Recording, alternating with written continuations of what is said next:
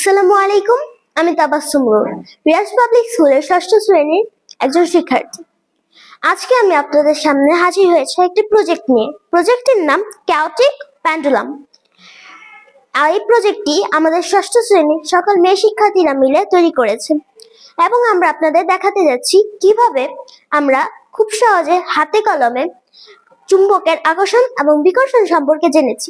Pendulum সাধারণত পর্যাবৃত্ত গতি, এটা হচ্ছে একটি পর্যাবৃত্ত গতির উদাহরণ, কিন্তু আমাদের এই ক্যাওটিক পেন্ডুলামটি পর্যাবৃত্ত গতি মেনে চলে না। এর কারণ কি হতে পারে?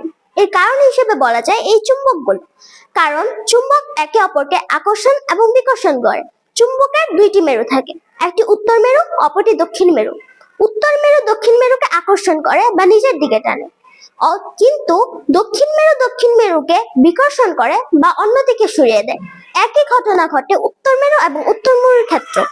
আমাদের এই চুম্বকগুলো ছড়িয়ে ছিটিয়ে রয়েছে, যার কারণে আমাদের পেন্ডুলামটি পর্যাবৃত্ত গতিতে চলতে পারছে না। যদি এখানে চুম্বকগুলো না থাকতো তাহলে আমাদের এই প্রজেক্টটি পর্যাবৃত্ত গতিতে চলত। এটাই ছিল আমাদের ক্যাওটিক পেন্ডুলাম প্রজেক্ট। আশা করি আপনারা আমাদের এই প্রজেক্টটি থেকে একটু হলেও ধারণা নিতে পেরেছেন। আপনাদের মতামত এবং প্রশ্নগুলো অবশ্যই কমেন্টে জানাবেন। খুব শীঘ্রই নতুন নতুন প্রজেক্ট নিয়ে হাজির হব ইনশাআল্লাহ।